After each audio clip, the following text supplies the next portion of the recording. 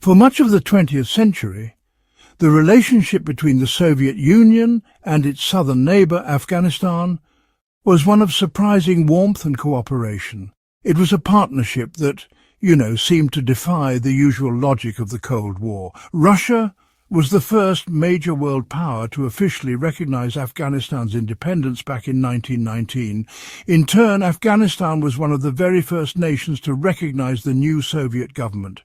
This mutual respect laid the groundwork for decades of close ties. Moscow became Kabul's most important economic partner, a reliable source of aid, trade, and technical expertise that helped modernize the remote mountainous kingdom. Across Afghanistan, the Soviet presence was visible but not threatening. Soviet engineers helped build roads, tunnels and airports, connecting disparate parts of the country. Soviet advisors worked within Afghan government ministries, and many young Afghans travelled north to the USSR for higher education and professional training. This was not a relationship of equals, of course. The immense power of the Soviet Union always loomed large. Yet, for many years, the arrangement worked. Afghanistan maintained its official neutrality in the great global struggle between communism and capitalism, while benefiting from the generosity of its powerful neighbour. This long period of stability was built on a delicate balance. The Soviets provided support without demanding total political control, and Afghanistan's monarchy skillfully navigated the treacherous currents of international politics. The border between the two nations was largely peaceful. Soviet influence was primarily economic and developmental, a stark contrast to the aggressive ideological battles being fought elsewhere in the world. The friendship was a practical one, rooted in shared geography and mutual interests.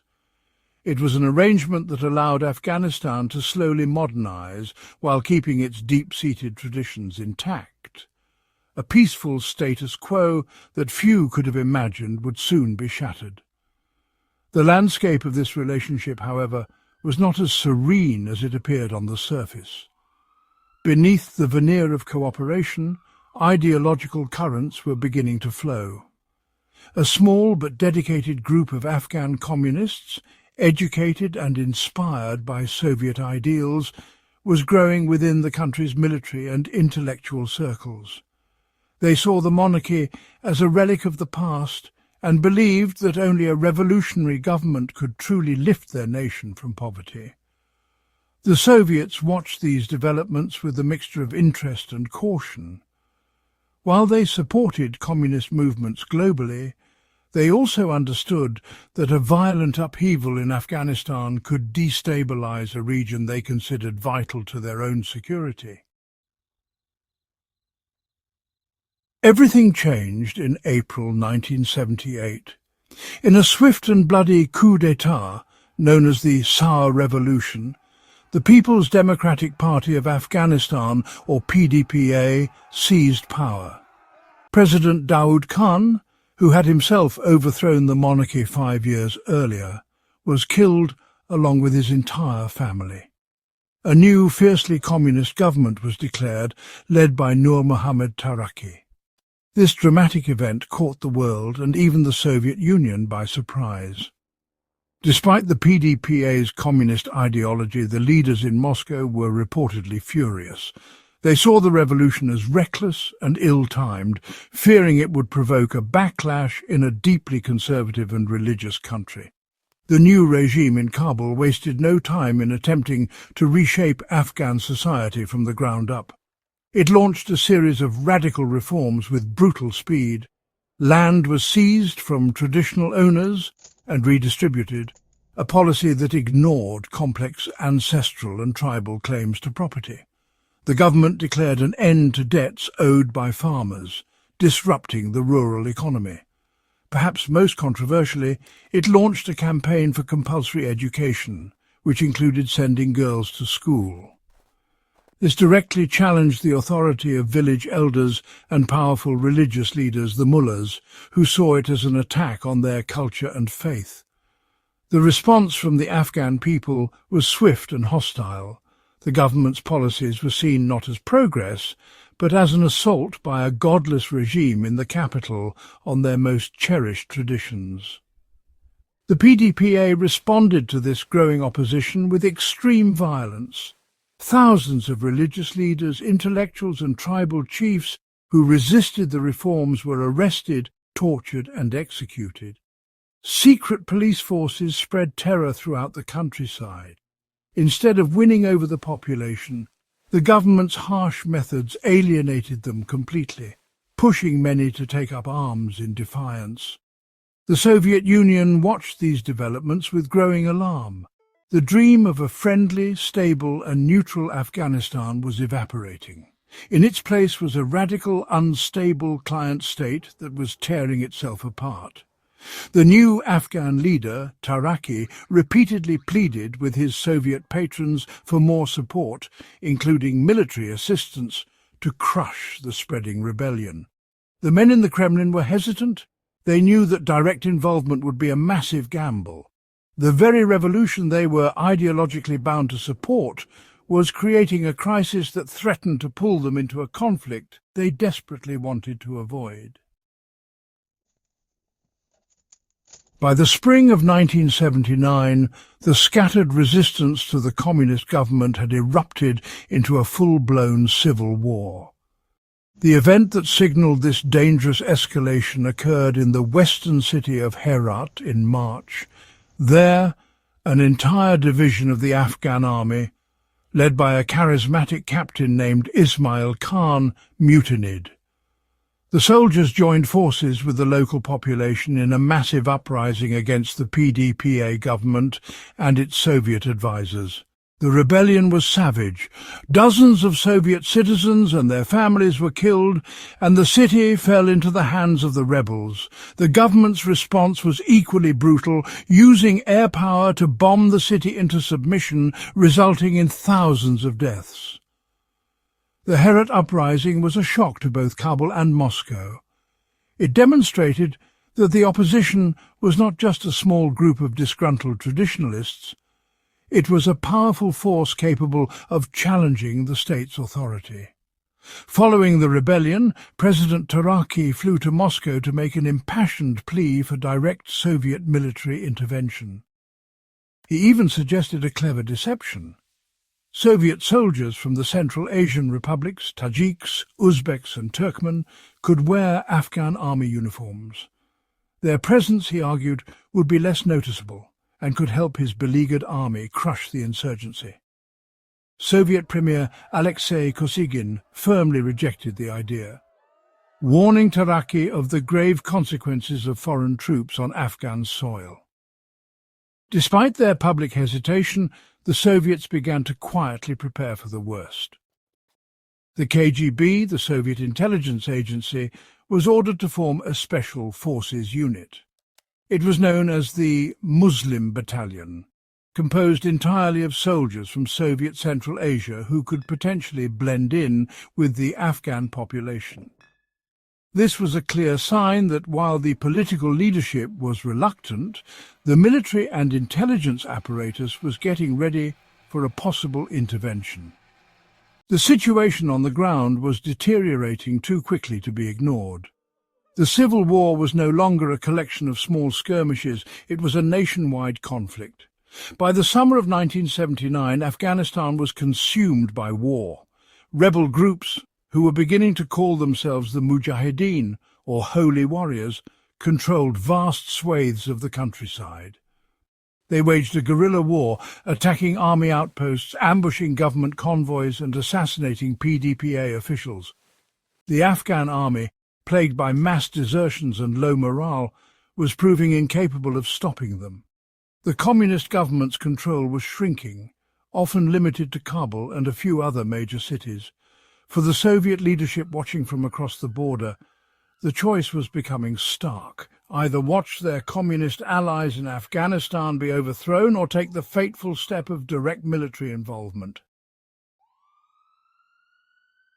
A dramatic power struggle in Kabul in September 1979 pushed the Soviets closer to the brink.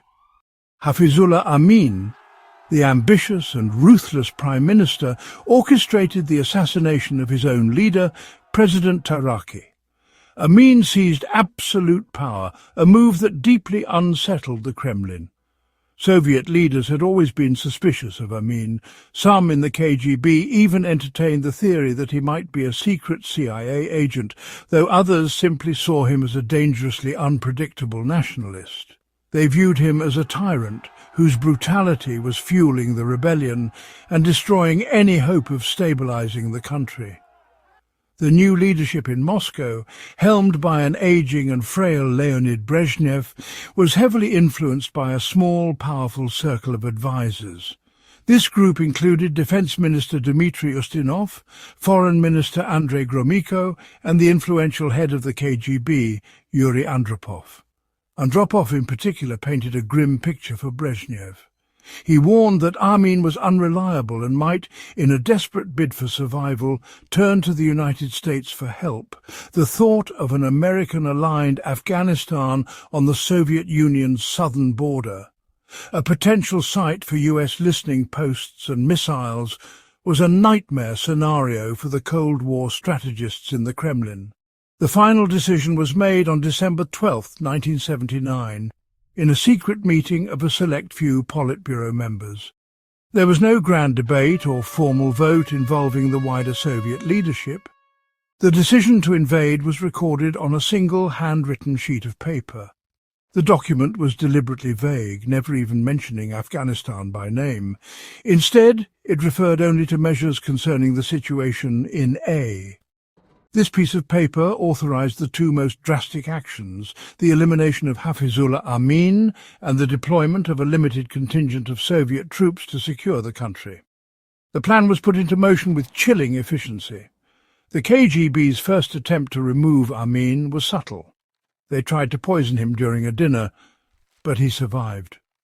This failure forced a more direct approach. On the evening of December 27, 1979, elite Soviet Spetsnaz and KGB special forces launched a massive assault on the heavily fortified Tajbek Palace on the outskirts of Kabul. The operation, codenamed Storm 333, was a fierce battle. After intense fighting, the palace was taken and Hafizullah Amin was killed. At that very moment, under the cover of darkness, columns of Soviet tanks and tens of thousands of soldiers began crossing the border, rolling deep into Afghanistan. The Soviet invasion of Afghanistan sent shockwaves across the globe. Moscow's official explanation was, well, a thin pretext. They claimed their forces had entered the country at the formal request of the Afghan government to help repel foreign aggression. To complete the story, they installed a new leader, Babrak Karmal, a rival communist who had been waiting in exile at a Soviet military base. He was flown into Kabul and announced as the new head of state, retroactively inviting the Soviet forces that had already overthrown and killed his predecessor. The international community was not fooled by this transparent justification. The invasion was widely seen as a brutal act of aggression. The reaction from the United States was one of shock and outrage. President Jimmy Carter, who had dedicated much of his presidency to pursuing a policy of détente and arms control with the Soviet Union, felt personally betrayed by Brezhnev.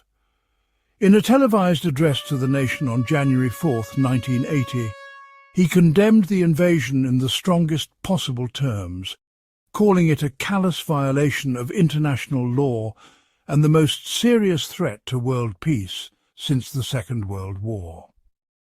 Carter's administration immediately implemented a series of punishments against the USSR, including a grain embargo and a boycott of the 1980 Moscow Summer Olympics. Beyond sanctions and condemnations, the Carter administration made a pivotal, secret decision. National Security Advisor Zbigniew Brzezinski, a fierce anti-communist, saw the Soviet quagmire as a historic opportunity. He famously remarked, "We now have the opportunity to give the Soviet Union its Vietnam." Under his guidance, President Carter signed a presidential finding authorizing the CIA to begin providing covert support to the Afghan resistance fighters. This marked the beginning of a secret war, a proxy conflict where the United States would arm and fund the Mujahideen to bleed the Red Army without putting a single American soldier in harm's way. The international condemnation was not limited to the West. The invasion horrified the Muslim world. For a superpower to invade a small, non-aligned Muslim nation was seen as an intolerable offence. In January 1980, an emergency session of the Islamic Conference of Foreign Ministers voted overwhelmingly to condemn the Soviet Union and suspend Afghanistan's membership. This widespread anger transformed the Afghan civil war. It was no longer just a local struggle against a communist government in Kabul. It was now a jihad, a holy war, against a foreign atheist invader, drawing support and sympathy from Muslims around the globe. The American plan to arm the Afghan resistance was given the code name Operation Cyclone. It would become, one of the largest and most expensive covert operations in CIA history. From the very beginning, the strategy relied on a crucial partnership with Pakistan. The United States needed a regional ally to serve as a secure base and, a pipeline for weapons and money. And Pakistan, under the military rule of General Zia-ul-Haq, was a willing participant. General Zia saw the Soviet presence in Afghanistan as a direct threat to his own country's security and an opportunity to advance his vision of a more assertive Islamist Pakistan. The partnership was built on a strict set of rules. Pakistan's powerful intelligence agency, the Inter-Services Intelligence, or ISI, would take the lead. They insisted that the entire operation remain clandestine, with no American boots on the ground in Afghanistan or at the training camps in Pakistan. The ISI would control the logistics, receiving weapons and funds from the CIA and then distributing them to the various Mujahideen factions. This arrangement gave Pakistan immense influence over the Afghan resistance. The ISI chose which commanders and groups received the most support, often favouring the most religiously radical and fiercely anti-communist factions. The operation started small under President Carter, but expanded dramatically under his successor, Ronald Reagan. Reagan, who famously called the Soviet Union an evil empire, made rolling back communism a centerpiece of his foreign policy. In 1983, he ended the secrecy surrounding the program, publicly praising the Mujahideen as freedom fighters and vowing to give them the support they needed to win. The CIA's budget for Operation Cyclone swelled, growing from millions to hundreds of millions of dollars per year. The United States was not alone. Saudi Arabia matched the American funding dollar for dollar, while China, Egypt and the United Kingdom also contributed weapons and support. This massive influx of sophisticated weaponry changed the nature of the war. At first, the Mujahideen were supplied with older Soviet-made weapons, like Kalashnikov rifles, which were purchased discreetly from other countries to hide the American role. But as the war intensified, more advanced arms were introduced. The most game-changing of these was the FIM-92 Stinger missile. This shoulder-fired, heat-seeking missile was easy to use and incredibly effective against the Soviets' most potent weapon, the helicopter gunship. When the first Stingers arrived in September 1986, they immediately began to shift the balance of power in the skies, giving the resistance a powerful new advantage. The Soviet invasion and the global response transformed the Afghan conflict into something much larger than a regional war. The call for jihad against the Soviet invaders resonated deeply across the Muslim world. It attracted thousands of foreign volunteers who travelled to Pakistan and Afghanistan to join the fight. For these men, the war was not about Afghan nationalism. It was a religious duty to defend Muslim lands from an atheist superpower. This influx of international fighters turned the rugged borderlands of Afghanistan and Pakistan into a global hub for a new militant form of political Islam. A key figure in organizing this network of foreign fighters was a Palestinian Islamic scholar named Abdullah Azzam. Operating from Peshawar, Pakistan, Azzam established a service bureau that recruited, funded and funneled volunteers from across the Middle East and beyond into the war. He preached that the jihad in Afghanistan was a personal obligation for all able-bodied Muslims. His powerful message inspired a generation of young men who were disillusioned with their own governments and eager for a cause. Among his many followers and associates was a quiet and wealthy young Saudi named Osama bin Laden. Osama bin Laden used his family's immense fortune and connections to support the cause. He helped fund Azzam's network and established his own camps in Afghanistan to train and equip Arab fighters. While the foreign volunteers, often called Afghan Arabs, were not a decisive factor in the military outcome of the war, their presence had profound long-term consequences. They trained and fought alongside the Mujahideen, building relationships and absorbing the guerrilla tactics and radical ideology that defined the conflict. For men like bin Laden, Afghanistan was a training ground, a place where they forged the networks and beliefs that would later evolve into global terror organizations like Al-Qaeda. This internationalization of the conflict created a complex and often fractious environment. The foreign fighters sometimes clashed with the local Afghan Mujahideen commanders, who were fighting for their own homes and country, not a global Islamic revolution. However, the shared enemy, the Soviet army, united them. Inside the Soviet Union, the government tried to hide the true nature of the war from its own people, portraying it as a noble mission to help a friendly neighbour. But as the years dragged on and the caskets of young soldiers returned home, the truth began to seep out, revealing a brutal and seemingly endless conflict with no clear purpose or victory in sight. The war in Afghanistan became a catastrophic drain on the Soviet Union. What was supposed to be a short, decisive intervention turned into a decade-long nightmare. The conflict consumed vast amounts of money, military hardware, and, most importantly, human lives. It became known as the bleeding wound, a term used by the new Soviet leader Mikhail Gorbachev, who came to power in 1985. Gorbachev was a reformer who understood that the Soviet system was stagnating. He saw the war as a major obstacle to his plans for domestic reform, perestroika, and a more open society, glasnost. Gorbachev knew that the Soviet Union had to get out of Afghanistan. The war was undermining the morale of the army, draining the state budget and isolating the USSR on the international stage. His policy of glasnost allowed the Soviet media for the first time to report on the grim realities of the conflict. The public learned about the heavy casualties, the widespread drug use among soldiers, and the psychological trauma suffered by returning veterans.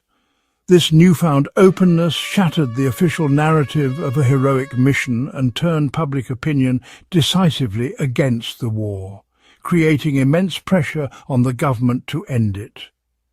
Negotiating a withdrawal was not simple. The Reagan administration in the United States, seeing the Soviets on the defensive, was initially reluctant to help them find an easy way out. They wanted to inflict a humiliating defeat on their Cold War rival. However, after years of difficult diplomacy, a UN-brokered agreement was finally signed in Geneva in April 1988. The Geneva Accords formalized the timeline for a complete Soviet withdrawal without requiring an end to the civil war, or a political settlement between the Mujahideen and the government in Kabul. The Soviets were simply going to leave. The final departure of the Red Army was a carefully planned military operation. To ensure a safe passage for their retreating columns, Soviet generals secretly negotiated a ceasefire with the powerful Mujahideen commander of the north, Ahmad Shah Massoud. In a final, cynical act, however, the political leadership in Moscow ordered a massive bombing campaign against Massoud's positions just before the last troops left.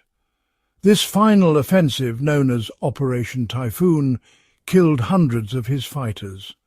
Despite this betrayal, Massoud held his fire and allowed the last Soviet column to cross the Friendship Bridge back into the Soviet Union unmolested on February 15, 1989. The long war was finally over for the Soviets. The Soviet-Afghan War left behind a legacy of devastation that continues to shape the world today. For Afghanistan, the conflict was an unparalleled catastrophe. An estimated 1.2 million Afghans lost their lives. Another 6 million were forced to flee their homes, becoming refugees in neighbouring Pakistan and Iran. The country's infrastructure was left in ruins. Roads, schools, hospitals and irrigation systems that had been built over decades were destroyed. The war shattered Afghan society, empowering warlords, flooding the country with weapons and leaving a power vacuum that would lead to years of brutal civil war after the Soviets departed. For the Soviet Union, the war was a profound national trauma and a crucial factor in its eventual collapse. The conflict cost the lives of nearly 15,000 Soviet soldiers and wounded tens of thousands more.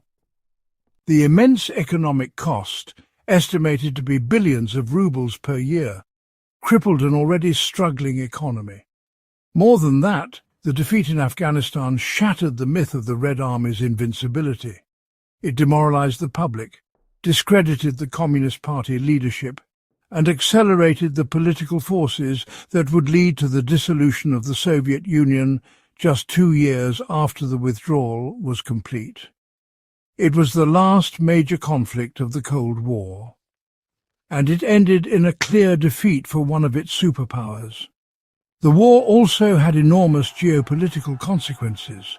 The victory of the Mujahideen, funded and armed by the United States and its allies, was seen as a triumph of faith and guerrilla warfare over a modern army. This perception breathed life into radical Islamist movements worldwide. The veterans of the Afghan jihad, both local and foreign, would go on to fight in other conflicts, spreading their militant ideology and expertise. The networks forged in the mountains of Afghanistan, most notably Al-Qaeda, would later turn their attention towards a new enemy, the United States, the very country that had once supported their cause. In the grand sweep of history, the Soviet invasion of Afghanistan stands as a pivotal event. It marked the beginning of the end for the Soviet Empire and, tragically, the start of a new and seemingly endless cycle of violence for the Afghan people. It was a war that was intended to secure a border and protect a political ally, but it ended up destabilizing an entire region, giving birth to new global threats, and leaving behind scars on the landscape and the people of Afghanistan that have yet to heal. The echoes of this conflict, a historic shift born from a fateful decision in 1979, can still be heard clearly in the world we inhabit today.